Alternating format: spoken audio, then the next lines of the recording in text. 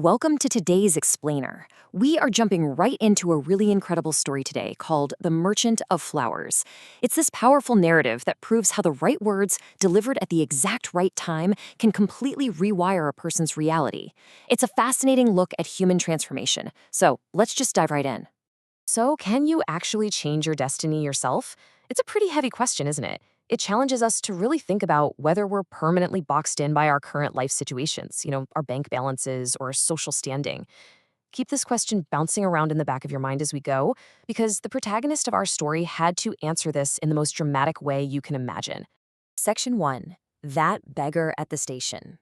So, our story starts off in a pretty bleak, stagnant place. Picture a bustling city railway station. It's chaotic. There are trains blaring, passengers rushing everywhere. And right in the middle of all that noise is a beggar. Day in, day out, his entire existence relies strictly on taking alms from the people walking by. No strategy, no grand vision for his life. He is literally just surviving. But then, on what seems like just another ordinary day, his whole routine gets completely flipped upside down. He spots this tall, impeccably dressed guy walking through the station in a really sharp suit. To the beggar, this guy just radiates money. Naturally, he's anticipating a huge handout, right? So he immediately walks up to him. But instead of reaching for his wallet, this wealthy guy delivers a life-altering lesson. The businessman stops dead in his tracks, looks right at him, and asks this incredibly piercing question. You always keep asking, but do you ever give anything to anyone? The beggar is just totally stunned. He replies, Sir, I'm just a beggar. I always ask from people. I absolutely don't have the status to give anything to anyone. That one tiny interaction becomes the catalyst that completely shatters the beggar's worldview.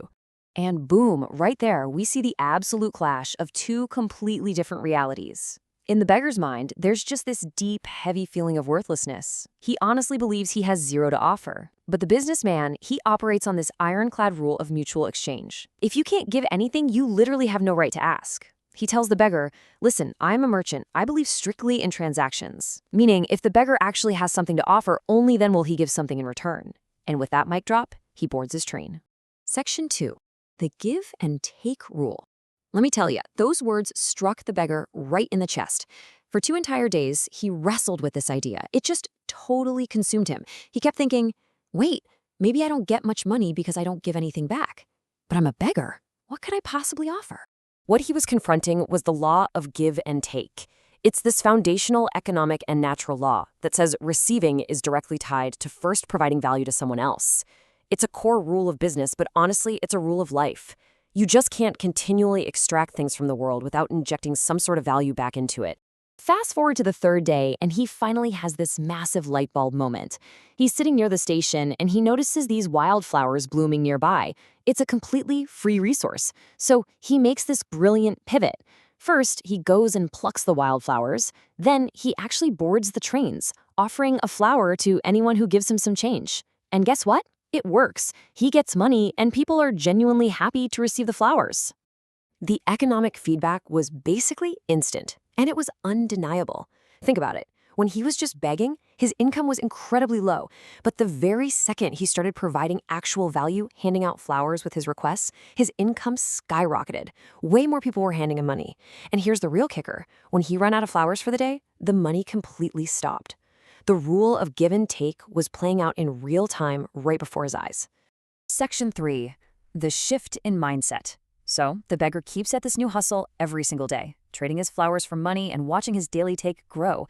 And then, one day, the universe brings the whole lesson full circle. That same tall businessman, the guy who sparked this entire crazy transformation, is back on the train.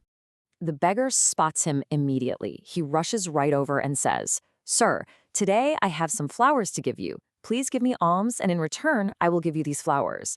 The businessman smiles, gives him some money, takes the flowers, and delivers this absolutely profound compliment. Wow, today you have become a merchant like me. And then he just steps off at his stop and leaves. The psychological breakthrough that happens next is just massive. It suddenly clicks for him. All this time, he wasn't actually receiving charity. People were buying cheap, beautiful flowers from a small vendor. He had been viewing his whole life through this beggar's mindset, thinking, I'm small, I can only take. But the businessman just handed him a merchant's mindset. I provide value. I am a businessman. This realization hits him like a freight train.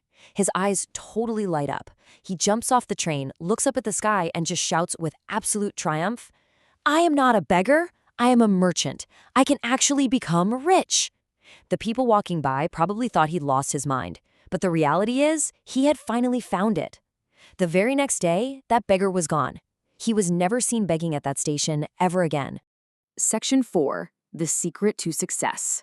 Now, a mindset shift is amazing, but it's really only as good as the action that follows it.